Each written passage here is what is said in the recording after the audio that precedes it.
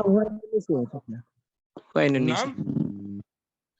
كما قلت يا شيخنا هذا أحد يريد ماذا؟ يريد أن يدرس معنا يعني هذا طالب جديد يا شيخنا. إندونيسي نعم إندونيسي يا شيخنا. نعم لأنه اسمه عربي. طيب جيد، لا بأس إن شاء الله. طيب نبدأ إن شاء الله. بسم الله والحمد لله والصلاة والسلام على رسول الله صلى الله عليه وسلم. حياكم الله جميعا أيها الكرام، وسنبدأ إن شاء الله تعالى بباب معرفة أو التجويد وباب حكم التجويد. سنقرأ أولا الأبيات إن شاء الله، ثم بعد ذلك نبدأ إن شاء الله بالشرح إن شاء الله تعالى. يقول الناظم رحمه الله تعالى: والأخذ بالتجويد حتم لازم، من لم يجود القرآن آثم، لأنه به الإله أنزل، وهكذا منه إلينا وصل، وهو أيضا حلية التلاوة وزينة الأداء والقراءة، وهو إعطاء الحروف حقها من صفة لها ومستحقها، ورد كل واحد لأصله، واللفظ في نظيره كمثله، مكملا من غير ما تكلف، باللطف في النطق بلا تعسف، وليس بينه وبين تركه إلا رياضة امرئ بفكه. Nah. Baik, hadirinullah, seperti biasa kita akan memulai dengan membaca bait-bait yang sudah dibaca oleh Syekh. Tiap orang satu baris, nanti kalau sudah habis dari bab yang kita bahas kembali dari pertama. Baik, bismillah secara urutan. Baik, yang sudah on mikrofonnya silakan Ahi April.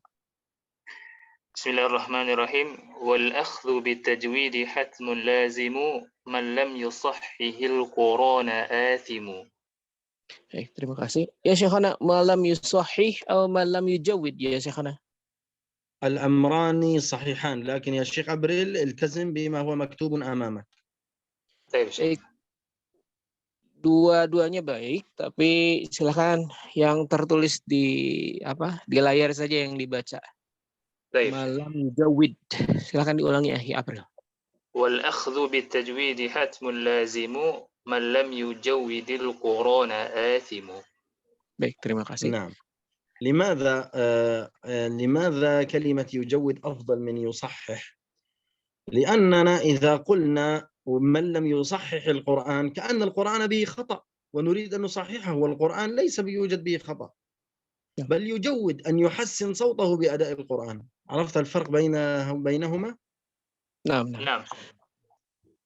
Baik, hadirinullah, kenapa Syekh lebih memilih yujawid? Karena kalau yuhassin seolah-olah Quran mempunyai kesalahan dan kita kemudian memperbaiki Quran, dan ini hal yang tidak etis ya, tidak pada tempatnya ketika kita mengucapkan hal tersebut, maka Syekh lebih memilih yujawid, mentajwidkan Quran. Selanjutnya bismillah, ukhti An-Najwa, silakan. لأنه به الإله أنزل وهكذا منه إلينا وصلا. Baik, terima kasih. Barakallahu fiik. Selanjutnya Akhi Faiz. Bismillah. وهو أيضا حلية التلاوة وزينة الأداء والقراءة. Baik, terima kasih. Selanjutnya Ukhti Lilis. Ukhti Lilis, ya. Panggilan terakhir Ukhti Lilis. Baik. Akhi Maulana, silakan.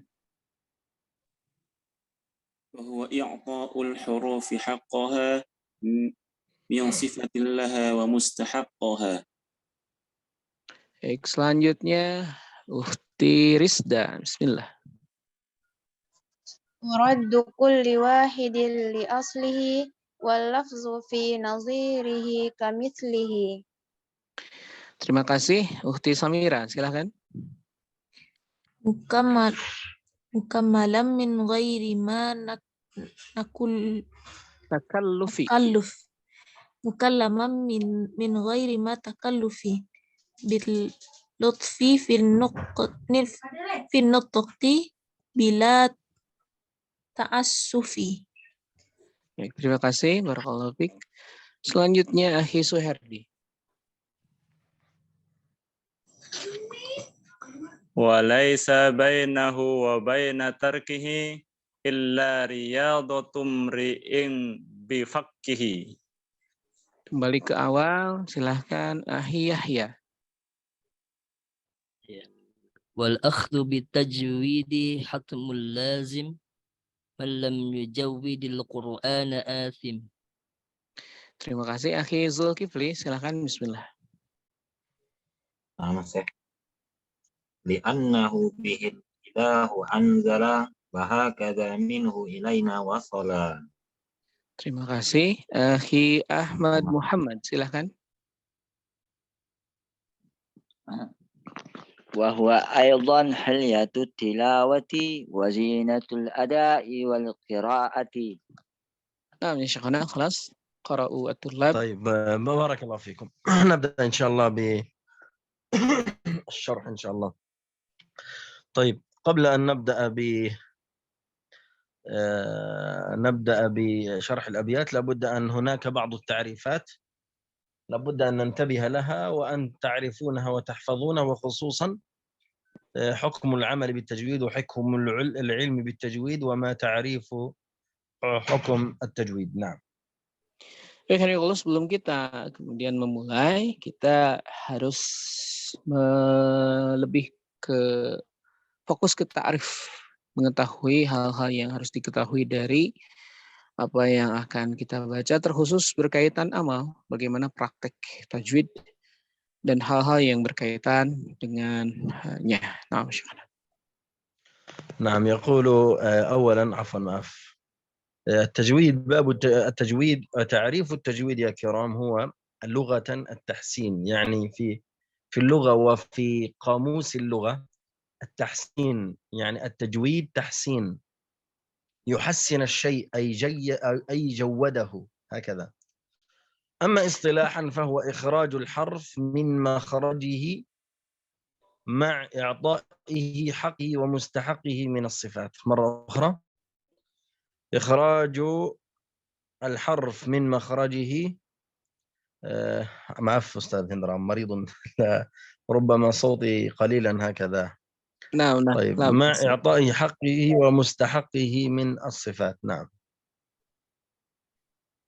Baik, Allah, kita masuk ke dalam ta'rif. Adapun yang dinamakan dengan tajwid, hadirin Allah, secara bahasa adalah tahsin. Jadi tajwid dengan tahsin secara bahasa adalah dua hal yang sama. Kemudian hadirin Allah, yujawwid adalah maksudnya memperindah, memperindah bacaan kita. Adapun secara istilah hadirin Allah adalah i'ta'u.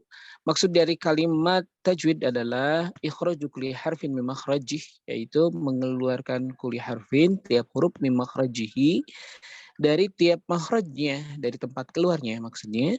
Ma'ita'i berserta kemudian memberikan hak wa mustahak, memberikan hak dari huruf dan mustahak dan apa yang datang kepadanya. Minas sifat, dari sifat-sifat huruf tersebut. Nah, insyaallah. سنشرح ما معنى حق الحرف ومستحق الحرف في بيت قبله إن شاء الله.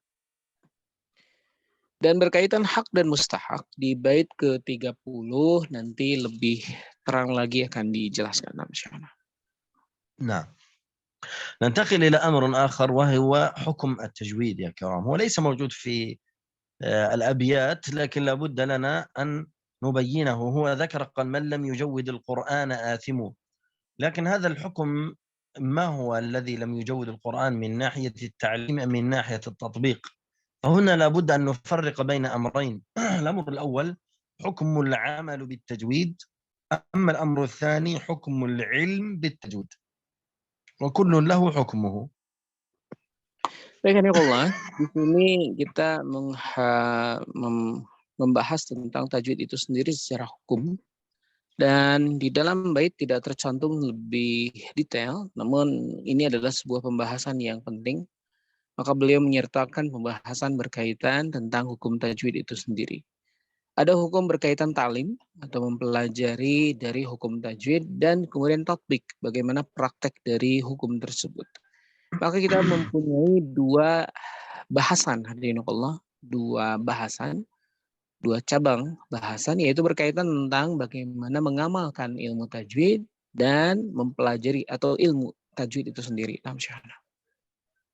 Nah.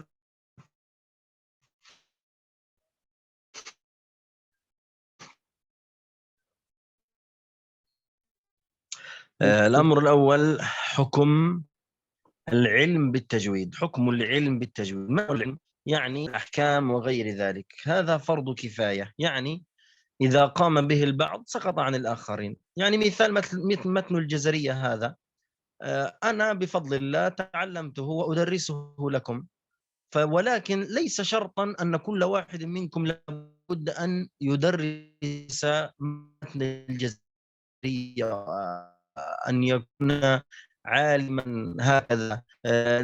شرط أن يكون كل الناس أطباء، دكتور يعني طبيب في المستشفى، لكن إذا قام واحد خلص سقط عن الباقين وقام بإعطاء أمتي إلى أنس هكذا. Baik, hadirin, di sini beliau menyampaikan berkaitan tentang hukum ilmu tajwid itu sendiri. Bahwa mempelajari ilmu tajwid hukumnya adalah fardu kifayah. Sebagaimana kemudian kita mengetahui bagaimana seseorang mempelajari sesuatu tidak harus kemudian semua orang mengajarkannya.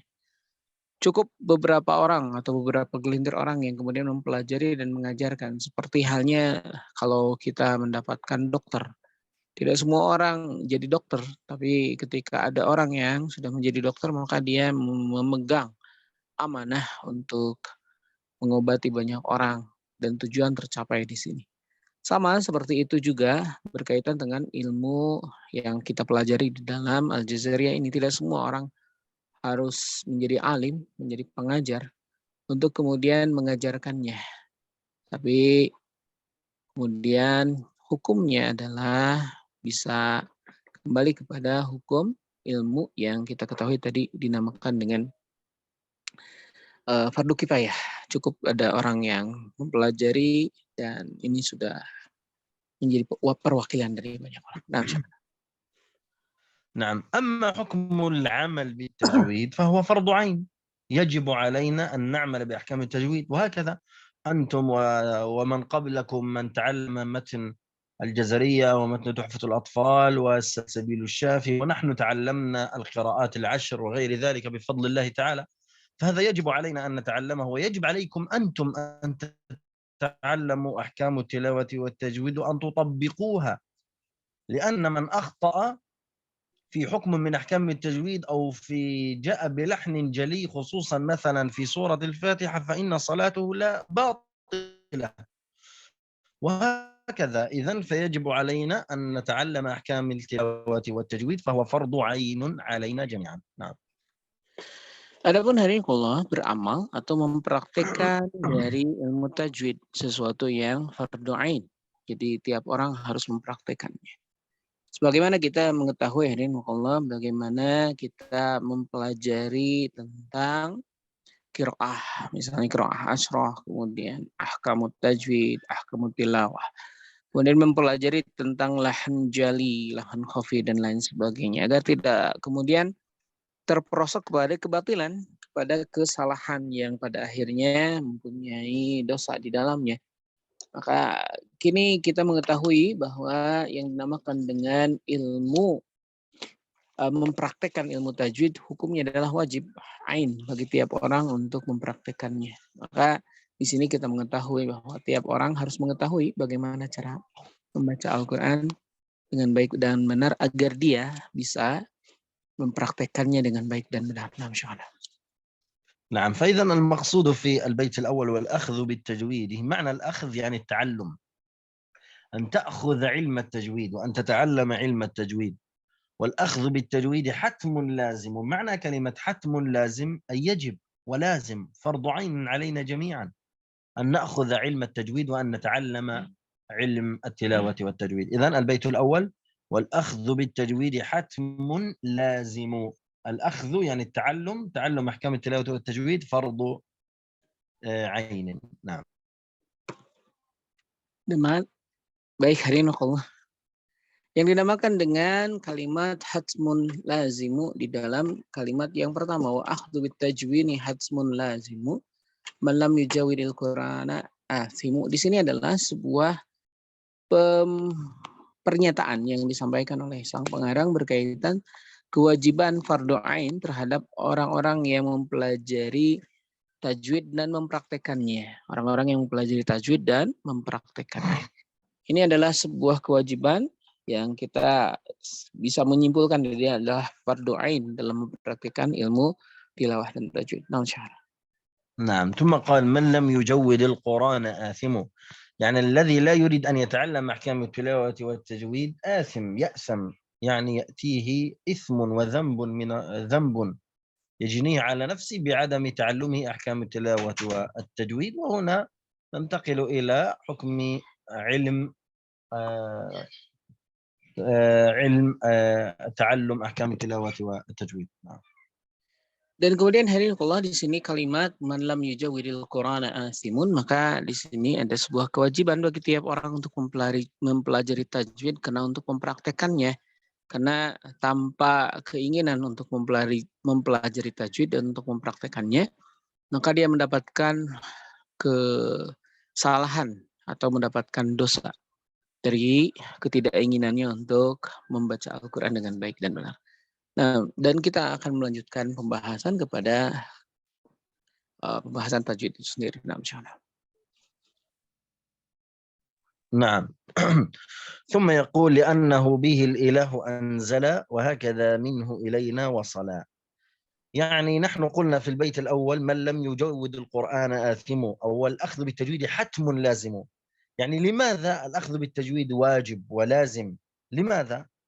لأن به الإله أنزل، فهذا سبب من الأسباب الموجبة لتعلم أحكام التلاوة والتجويد. إذن السبب الأول من أسباب تعلم أحكام التلاوة والتجويد أنه واجب، أن الله تعالى هو الذي أنزل القرآن، لأنه به الإله أنزل، وهكذا منه إلينا وصل عن طريق التواتر والأسانيد.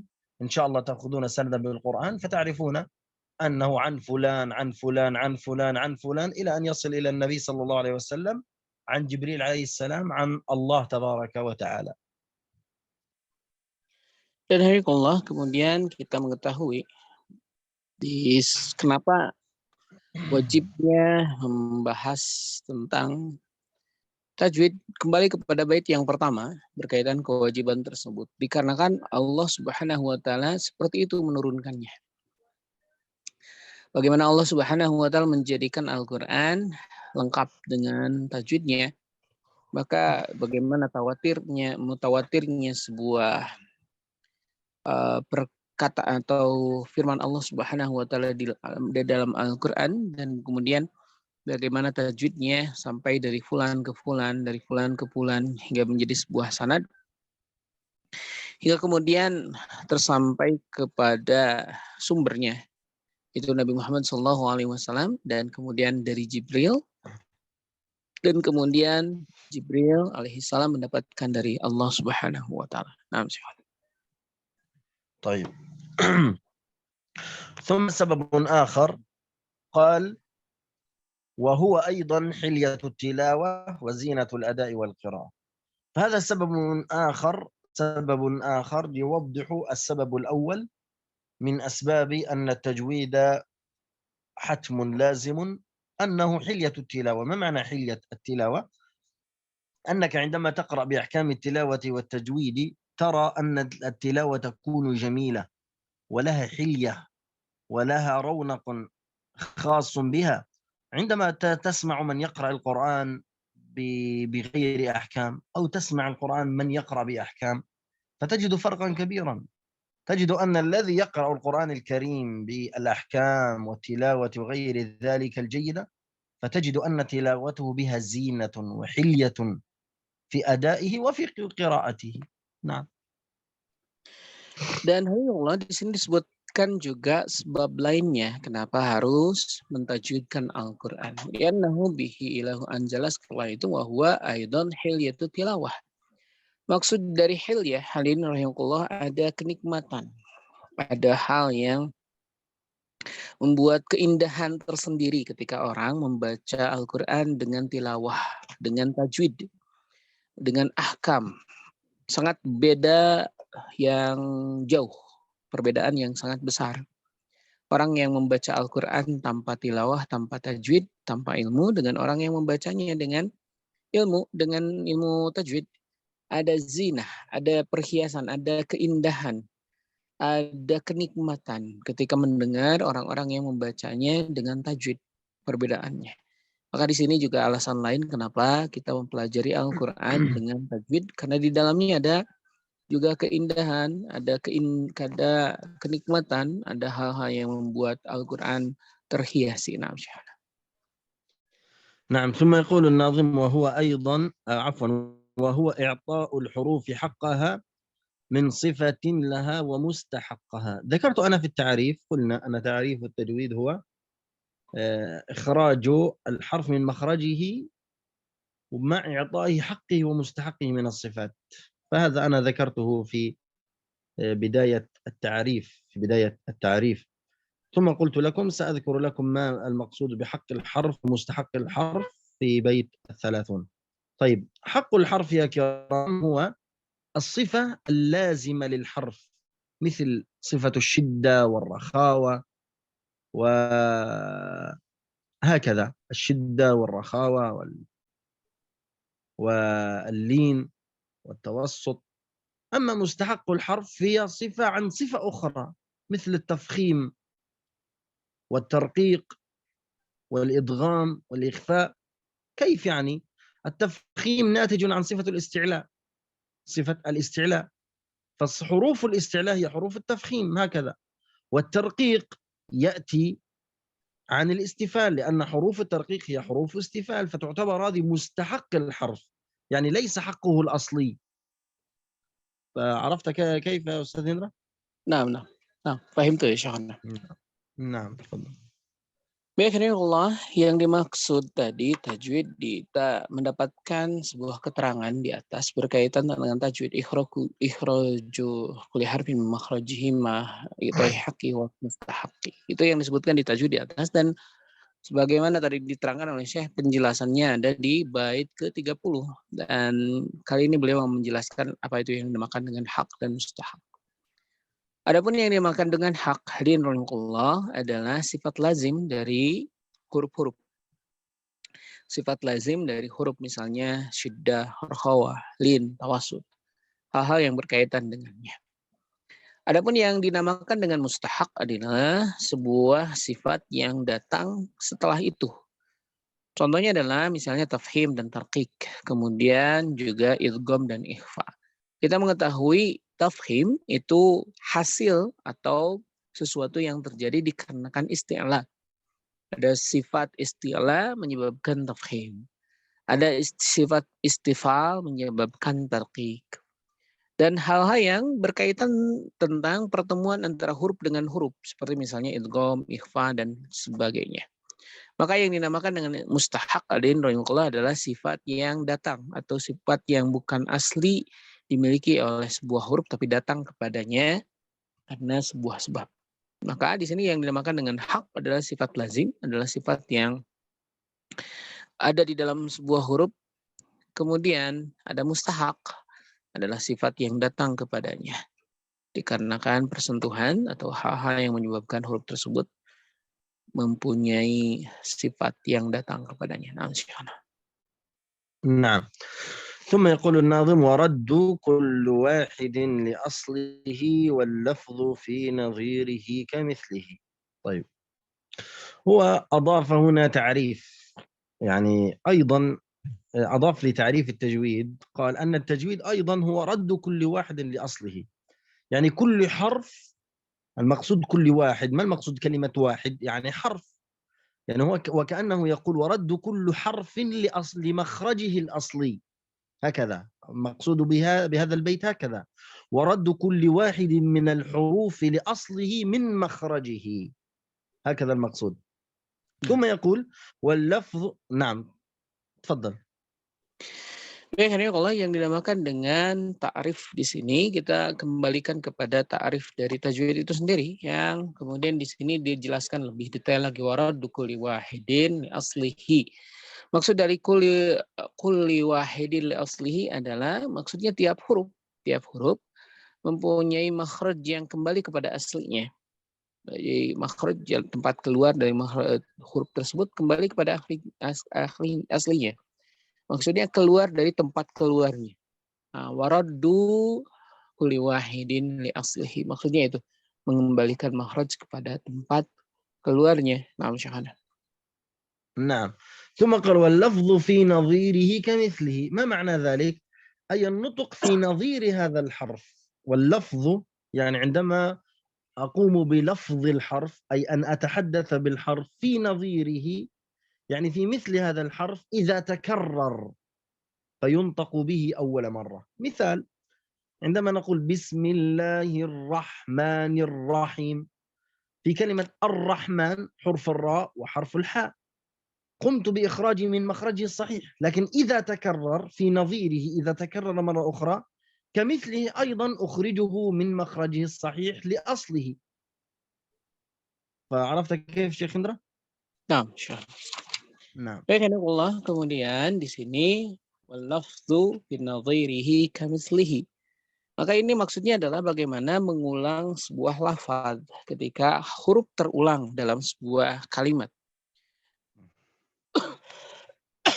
Huruf terulang dalam sebuah kalimat. Ar-Rahmanir Rahim. Ada ra yang terulang 2 kali. Ar-Rahman ha juga terulang 2 kali. Maksud dari kalimat ini adalah bagaimana mengucapkan ra dan ha yang walaupun terulang 2 kali tapi mengembalikan kepada tempat keluarnya. Jadi jangan sampai ro yang pertama dengan ro yang kedua berbeda, ha yang pertama dengan ha yang kedua berbeda, tapi dikembalikan kepada makhraj awalnya kembali seperti semula, disamakan. Naam syahana. نعم. ثم قال الناظم مكملا من غير ما تكلف باللطف في النطق بلا تعسف. تمام، جيد. قال مكملا أي أنت عندما تقرأ قراءة كاملة، تقرأ كاملة، فهذه القراءة يجب أن تكون من غير تكلف في النطق، من غير تكلف. كيف تقرأ من غير تكلف؟ يعني تقرأ بصعوبة. يعني مثلا عندما تقول بسم الله الرحمن الرحيم، هذا قراءة سهلة. أما كثير من الناس من يقرأ بصعوبة، يقول بسم الله هكذا. لا، هذا نسميه التكلف.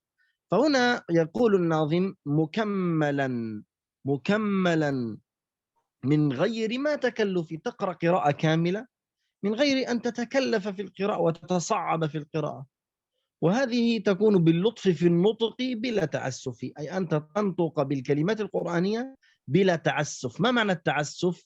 يعني الشدة والغلظة. Allah, di sini di kalimat mukammalan,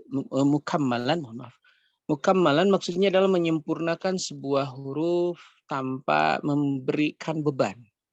Jadi kalau kita berbicara tentang beban maksudnya adalah bagaimana kita mengucapkan sebuah huruf dengan tidak natural.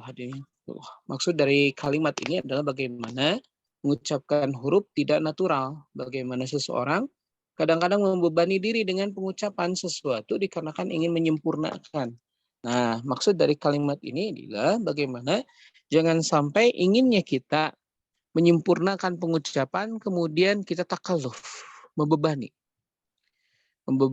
sehingga kita mengucapkannya dengan sulit, tidak mudah, tidak mempermudah, tapi menyulitkan dengan memasukkan takalluf berlebih. Kita takalluf itu berlebih maksudnya membebani diri dalam pengucapan. Nah, maksudnya di sini adalah bagaimana kita mengucapkan huruf dengan baik dan benar tanpa takalluf, tanpa keterlaluan dalam pengucapannya, sehingga seolah-olah mengucapkan huruf itu dalam keadaan terbebani. Nah, Syekhana. نعم. ثم يقول الناظم في البيت الأخير: وليس بينه وبين تركه إلا رياضة امرئ بفكه. يعني ليس بينك أنت أيها القارئ وبين ترك علم التجويد وتعلم علم التجويد، يعني ليس بين التجويد وبين أن تترك علم التجويد إلا رياضة امرئ بفكه، إلا أن تكون رياضة امرؤ، يعني الإنسان الذي يريد أن يقرأ بفكه يعني بفمه، يعني يحرك فمه ويقرأ بسهولة. لأنك إذا أردت أن تتغلب على التكلف وعلى النطق بلا تعسف لابد أن تتعلم القراءة بفمك جيدا، وهذه تكون من تعود على القراءة كثيرا وقرأ كثيرا القرآن الكريم. Baik, Hadikullah, ini maksud dari kalimat terakhir dalam bait yang ada di baris-baris ini. Walaysa bainahu wa baina tarkihi. Maksud kalimat walaysa bainahu wa baina tarkihi illa riyadatum ri'in bifakkihi adalah bagaimana perbedaan antara Anda yang mempraktekkan atau yang mempelajari ilmu tajwid dengan orang yang meninggalkan atau tidak mempelajari ilmu tajwid. Perbedaannya riyadah adalah bagaimana riyadah bergeraknya lidah, bergeraknya fam, mulut kita untuk berlatih tanpa takalluf, tanpa kemudian membebani diri dengan latihan-latihan, dengan qiraah yang banyak, dengan bagaimana berlatih pengucapan yang baik dan benar berkaitan qiraah. Maka ini menjadi sebuah kesimpulan bagaimana kemudian Al-Quran itu harus dilatihkan dengan bergeraknya mulut, dengan mengucapkan yang banyak, sehingga dengannya kemudian terlatih dan terbiasa dengan mengucapkannya. Maksud dari riyadah bergerak. Nah, Syahana. شندرا هكذا نكون يعني قد انتهينا من باب التجويد. أما الباب الذي بعده فهو باب الترقيق. عندما نقول باب استعمال الحروف هنا وهمز الحمد أعوذ اهدنا الله ثم لام لله لنا وليتلطف على الله ولض، هذه الأبيات كلها متواصلة مع باب الترقيق. فرقق مستفلا من أحرفي وحاذرا تفخيم لفظ للفي، ثم قال وهمز الحمد أعوذ اهدنا الله ثم لام لله لنا. هذا باب كبير كما تعلم، شرحته أنت معي قبل ذلك، ربما يحتاج نصف ساعة أكثر في هذا الباب. فباب الترقيق يا كرام إن شاء الله سنشرحه يوم الأحد القادم إن شاء الله تبارك وتعالى. Adapun bab selanjutnya yaitu bab tarqiq adalah sebuah bab yang besar karena membutuhkan penjelasan yang panjang. Maka beliau menyatakan tadi berkaitan tentang warqiyah dan selanjutnya bait-bait yang di dalam bab tarqiq itu akan dijelaskan di hari Ahad insyaallah di pertemuan selanjutnya, bukan di hari ini karena memang membutuhkan waktu yang panjang. نعم يا شيخنا. طيب من عنده يعني يريد أن يسأل سؤال أو غير ذلك يعني. Baik, hadirullah, silakan. Kita doakan juga syekh kita semoga sembuh. Syafakumullah ya Syekhana. Baik, ada pertanyaan silakan. Ada pertanyaan? Ustaz, Assalamualaikum. Waalaikumsalam warahmatullah. Saya bertanya tentang kalau salat Al-Fatihah itu kan menjadi rukun dalam salat kita ya. Nah, kalau seandainya dari makhraj dalam surat Al-Fatihah itu tidak tepat, itu salatnya batal atau tidak, Ustaz? Ya. Jazakallahu khair. يا شيخنا عندما نحن نعرف أن مدى المخارج الحروف يعني في قراءة القرآن هذا واجب، وكيف ما إذا نقرأ سورة الفاتحة أحد عندما يقرأ سورة الفاتحة يخطأ في المخارج هل يفسد الصلاة يا شيخنا؟ هل نعم صلاته باطلة، يجب أن تعيد الصلاة مرة أخرى. لذلك قلنا يجب أن نتعلم أحكام التلاوة والتجويد، والأخذ بالتجويد حتم لازم، هكذا فيجب، وخصوصا الفاتحة، فالفاتحة من يخطئ بها قد تبطل صلاته. Baik, beliau menjawab benar, itu adalah sesuatu yang membatalkan sholat.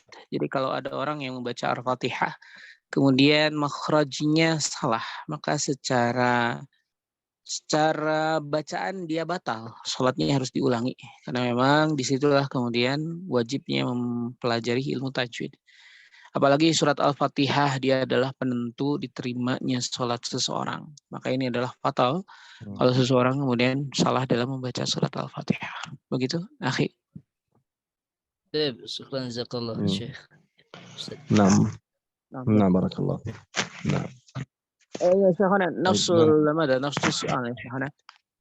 كيف يعني هناك من يقرأ يعني يقوم بالإمام ووراءه يعني أحد أفصح منه يا شيخنا، كيف يعني مثلا هذا يؤثم، الذي الإمام هذا يؤثم، لأن النبي صلى الله عليه وسلم يقول يا أم القوم أقرأهم لكتاب الله ثم الذين يلونهم ثم أكبرهم سنا وهكذا.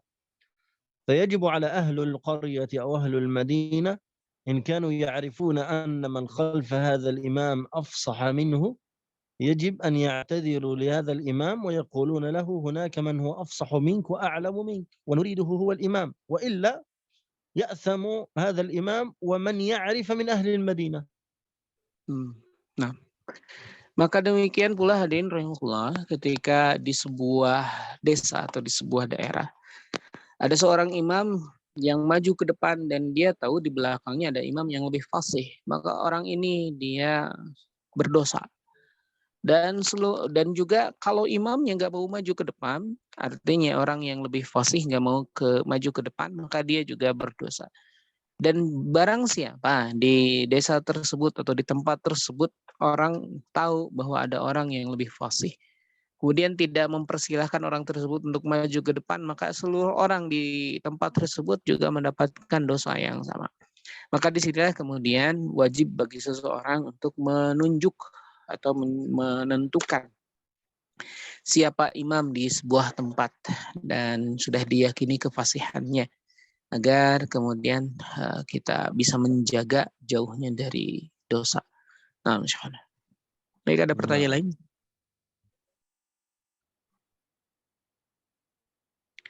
Ada pertanyaan lain? Afwan Ustaz. Ya, silakan Ukhti Rizla dulu yang lebih awal.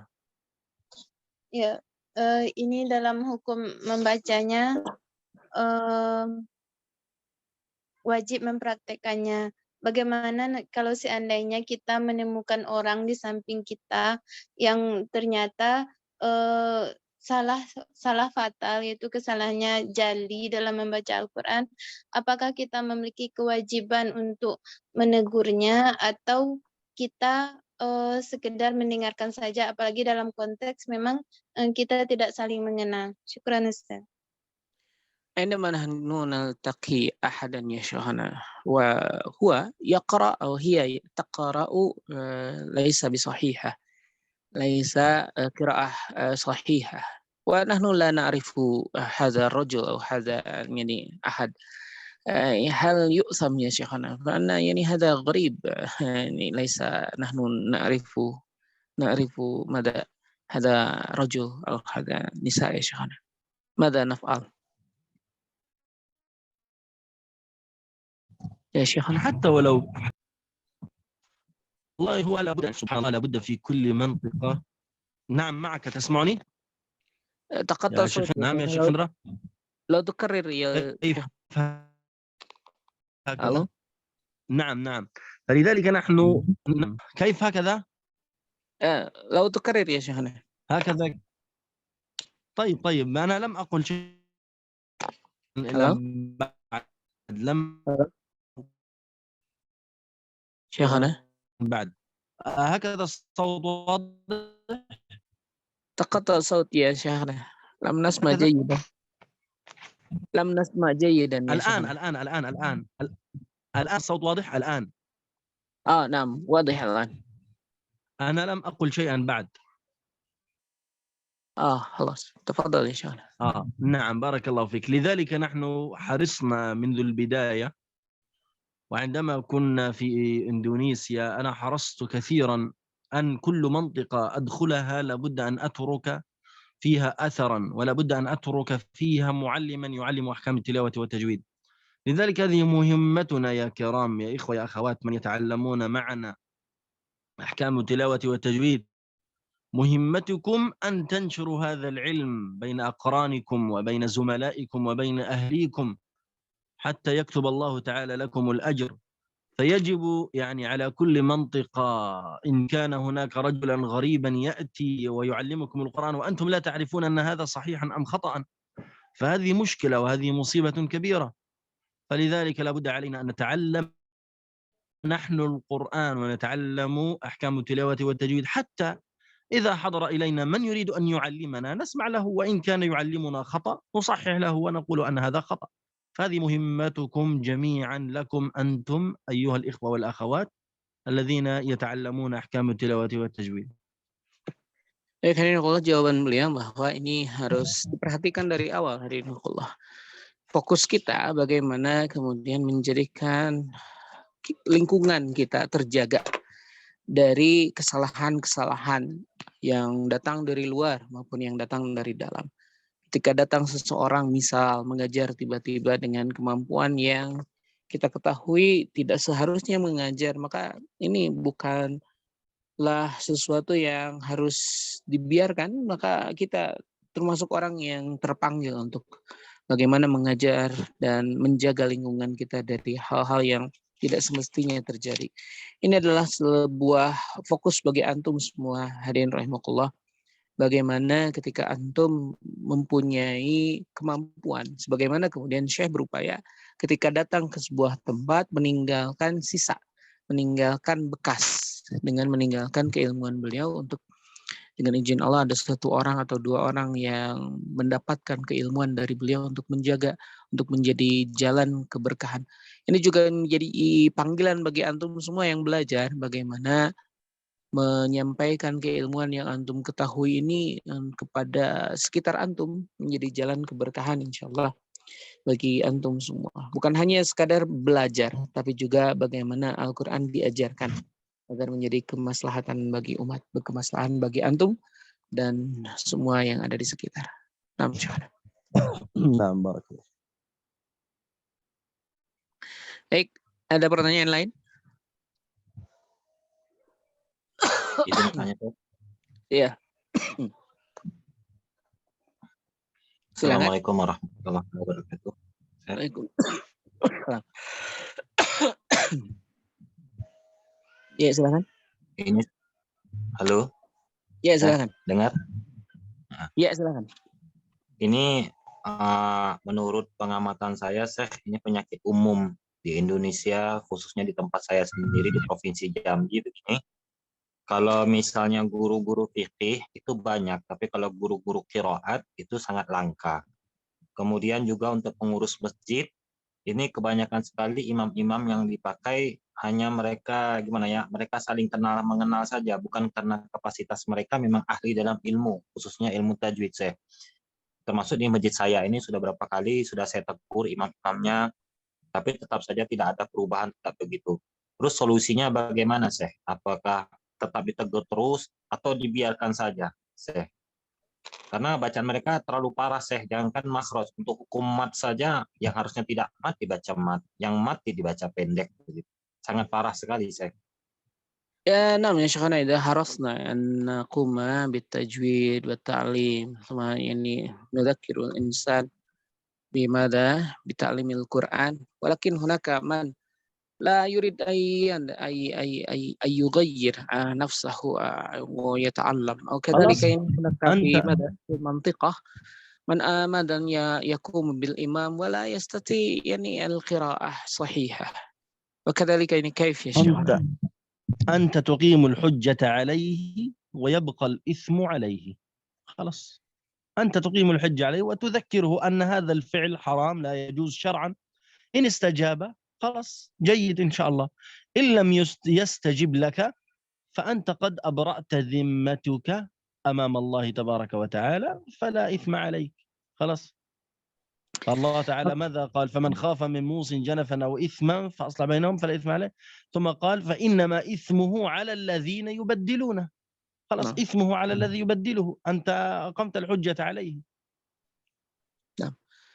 Baik, ini yang kemudian disampaikan oleh Syekh. Kalau kita sudah berupaya dan kemudian mereka tetap tidak berubah, maka hujahnya sudah tegak. Artinya sudah lepas dari kita sebuah kewajiban untuk mengingatkan. Ketika seseorang tetap dengan pendiriannya, maka isman alaih, kemana kembalinya sebuah dosa ya kepada orang yang tidak mau diingatkan.